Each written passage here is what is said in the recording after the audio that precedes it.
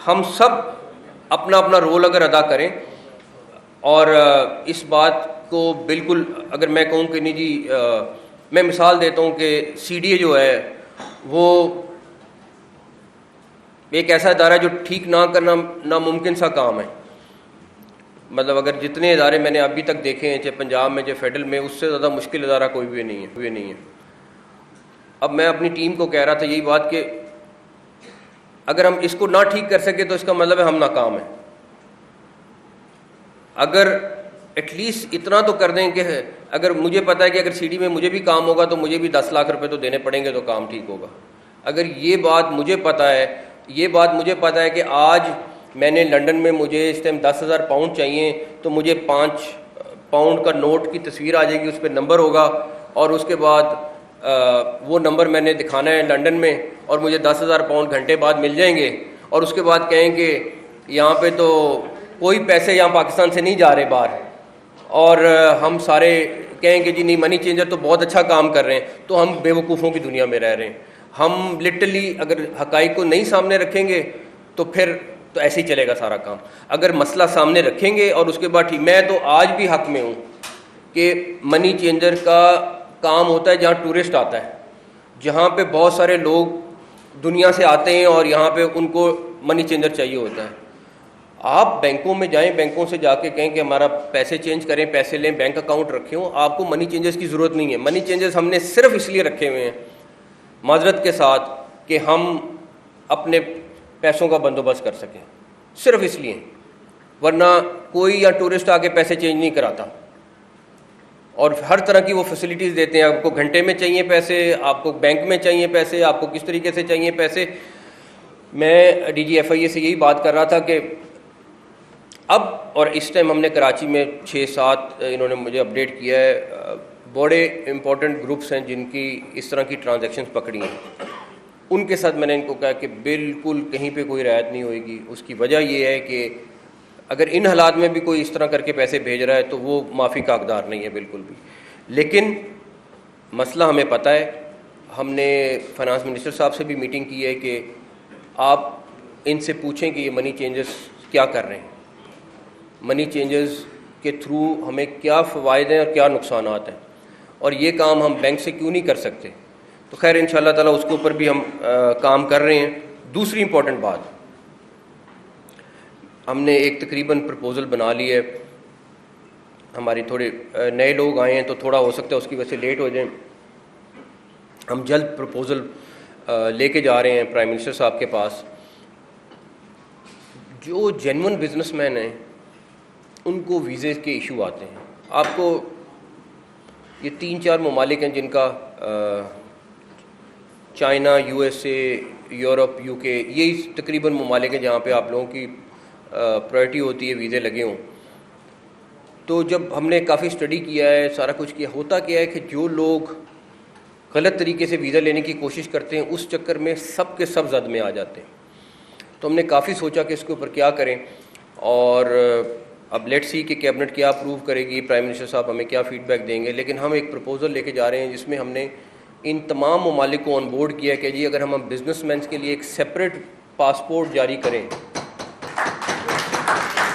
और बड़े लिमिटेड हद तक वो पासपोर्ट होगा जिसका हमें टैक्स रिटर्न भी पता होगा, जिसका हमें फाइनेंशियल हालत भी पता होगा, उसका हमें पता होगा कारोबार की हद क्या है, हमें उसका एक एक चीज़ पता होगा। उसकी हो सकता है 100-150 रिक्वायरमेंट हो और वो पूरी हो, और एक फ़ीस होगी और सारा कुछ होगा। उसका फ़ायदा हमें ये होगा कि उन एम्बेसीज़ को पता होगा कि ये सिर्फ 2-4 हज़ार 5 हज़ार या जितने हम एक लिमिट बनाते हैं इतने पासपोर्ट हैं और ये जेन्युइन बिजनेसमैन है, और उसकी एक पूरी वेरिफिकेशंस करके हम वो पासपोर्ट इशू करेंगे। तो मुझे बहुत तवक्को है इंशाल्लाह ताला, जो हमारी एम्बेसीज़ के साथ बात हुई है और हमने अब इंशाल्लाह PM को ब्रीफ़ करना है इसके ऊपर, कि बहुत सारे ममालिक जिस तरह हमारा रेड और ब्लू पासपोर्ट डिप्लोमेटिक और जो ऑफिशियल पासपोर्ट है, अल्लाह का शुक्र है मुसलसल तकरीबन हर माह हम 2 से 4 मुल्कों को उस पर से एग्जेम्प्ट करा रहे हैं। हमारे यूरोपियन कंट्रीज़ बहुत एग्जेम्प्ट हो गए हैं, हमारे मेरा ख़्याल है कि बड़े ममालिक भी तकरीबन काफ़ी सारे एग्जेम्प्ट हो गए।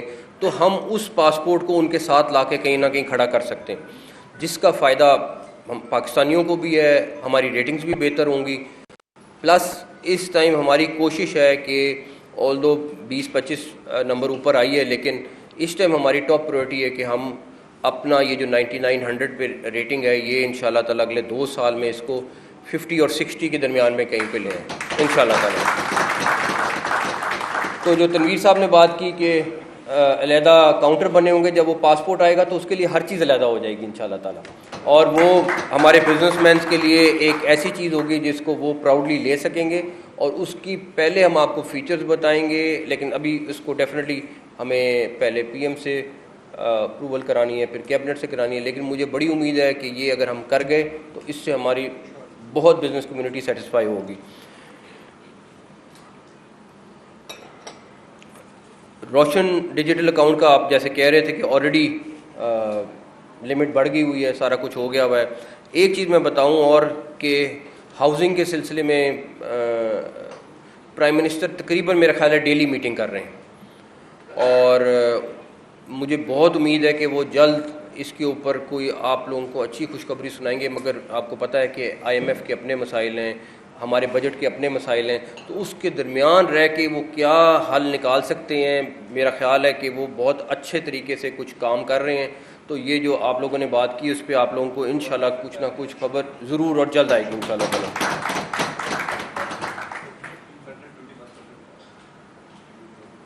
काफ़ी चीज़ें इंशाल्लाह हो जाएंगी उसमें। अब आ जाएँ इन्वेस्टमेंट अपॉर्चुनिटीज़। मैं सिर्फ आपको इस्लामाबाद की बता सकता हूँ। एक तो हम 21 अप्रैल को कॉन्फ्रेंस कर रहे हैं होटल्स के लिए वहाँ पे, और हम JVs करेंगे बिजनेस ग्रुप्स के साथ, जहाँ पे हम होटल्स के लिए जगह भी देंगे, और उसमें हम आपको कहेंगे कि तमाम टैक्सेस, तमाम चीज़ें हम उस पर 16 महीने के लिए माफ़ कर रहे हैं, बिकॉज SCO कॉन्फ्रेंस अगले साल में सितंबर अक्टूबर में किसी टाइम पे होनी है। और इस टाइम पे आपने अभी रिसेंटली देखा होगा इस्लामाबाद में होटल्स में जगह नहीं मिलती, इतनी डिमांड है। तो वहाँ पे इस टाइम 5-7 बड़े होटल्स की डिमांड है। उसके लिए मैं तमाम बिज़नेस कम्युनिटी को रिक्वेस्ट करूँगा कि ये जो हम ऑफ़र लेके आ रहे हैं इसके ऊपर आप लोग ज़रूर आएँ, देखें कि किस तरीके से आप आके इन्वेस्ट कर सकते हैं। प्लस ये तो एक होटल्स की चीज़ होगी। उसके बाद आपने प्राइम मिनिस्टर के हाउस के पीछे एक मार्गला के साथ जगह है जिसको हम तकरीबन एक शंघाई और मैनहट्टन का मिक्सचर बना रहे हैं, जहाँ पे हाई राइज बिल्डिंग्स होंगी सारी की सारी, और वहाँ पे डिफरेंट किस्म की चीज़ें हम आपको इंशाल्लाह ताला अगले कुछ अरसे में उसके ऊपर भी आपको पूरी ब्रीफिंग देंगे कि वो एक नया शहर बनने जा रहा है, और उसमें बिजनेसमैनों के लिए और ख़ास तौर पे ओवरसीज़ के लिए बहुत बड़ी अपॉर्चुनिटीज़ हैं।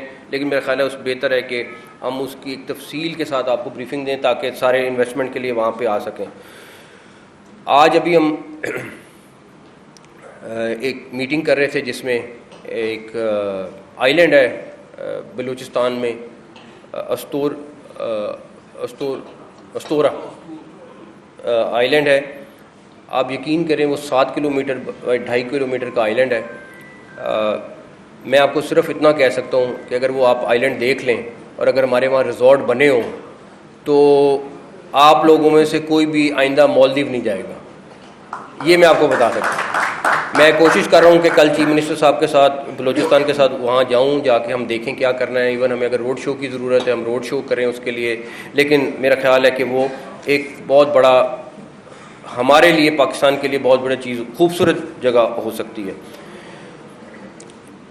PIA ऑलरेडी बिज़नेस कम्युनिटी ने ले ली है, यहाँ पे बैठे हुए हैं सारे, और मुझे बड़ी उम्मीद है कि PIA वो एक चीज़ है जो पाकिस्तान में, जिस तरह हम हर आने वाले दिन में अपने आप को कहते हैं कि हमारे लिए एक एजाज़ की बात है, मेरा ख्याल है चंद माह में जिस तरह हम दावा कर रहे हैं कि FIA आपको इस साल के एंड तक बिल्कुल मुख्तलिफ नज़र आएगी, इसी तरह मुझे बड़ी यकीन है कि गौर साहब के आप और आरिफ भाई और बाकी सारे मिल के PIA को भी इस साल के एंड तक बिल्कुल तब्दील कर देंगे। तो बाकी रहेगी आप लोगों के जो कोई और मसाइल हैं, जो कोई और मसला है, मेरा ख्याल है प्राइम मिनिस्टर ख़ुद भी बड़े इंटरेस्टेड हैं। फील्ड मार्शल ख़ुद जहाँ पे उनकी ज़रूरत होती है वो ख़ुद मौजूद होते हैं, अवेलेबल होते हैं, और